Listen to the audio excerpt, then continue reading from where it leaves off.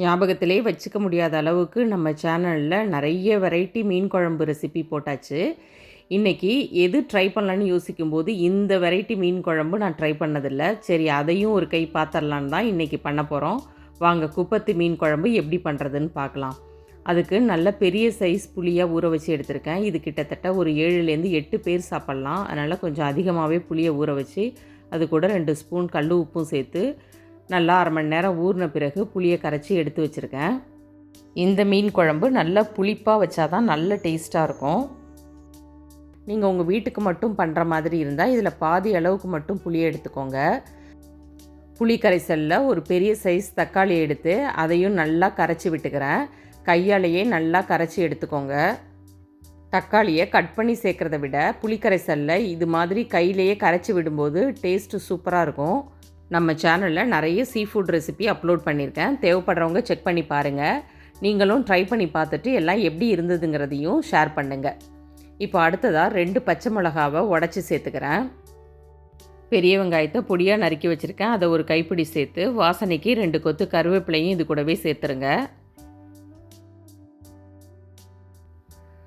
இப்போது வீட்டில் அரைச்ச குழம்பு மிளகாய்த்தூள் தான் சேர்க்க போகிறேன். அதில் 4 டேபிள் ஸ்பூன் மிளகாய்த்தூள் சேர்த்துக்கோங்க.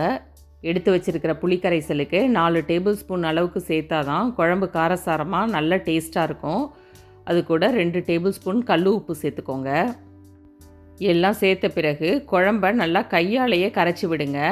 அப்போ தான் அந்த புளிப்பு, காரம், உப்பு எல்லாம் ஒன்று கலந்து குழம்பு நல்ல ஒரு டேஸ்ட்டாக கிடைக்கும். நல்லா கரைச்சி விட்டு இதை தனியாக இப்போது நம்ம அடுப்பில் வச்சு கொதிக்க வைக்க போகிறோம். நம்ம கரைச்ச பாத்திரத்தோடையே அப்படியே எடுத்து ஸ்டவ்வில் வச்சு மூடி போட்டு வச்சுருங்க.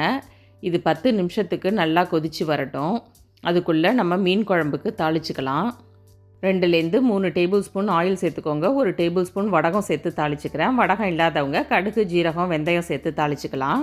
12 சின்ன வெங்காயம், 15 பல் பூண்டு, கொஞ்சமாக கருவேப்பிலையை உரலையே இடித்து வச்சுருக்கேன். இடித்து சேர்க்கும்போது வாசனை செமையாக இருக்கும்.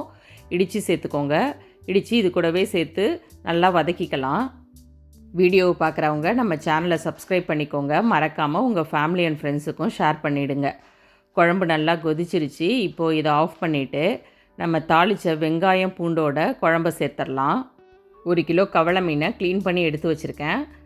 அது கூட நான் வறுக்கிறதுக்கு எடுத்து வச்ச குட்டி சைஸ் கொடுவா மீனோட தலையை மட்டும் இந்த குழம்புல சேர்த்துக்க போகிறேன்.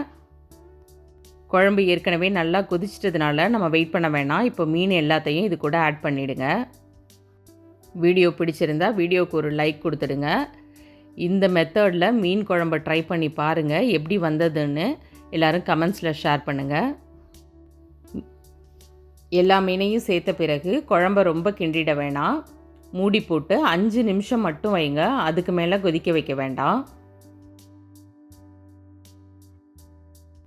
5 நிமிஷம் கழித்து மூடியை ஓப்பன் பண்ணி பாருங்கள். அடடடடா, பார்க்கவே எவ்வளோ சூப்பராக இருக்குது பாருங்கள். கடைசியாக கருவேப்பிலை தூவி இறக்கிக்கலாம். நல்லா டேஸ்டான குப்பத்து மீன் குழம்பு ரெடி. ட்ரை பண்ணி பாருங்கள். தேங்க்யூ.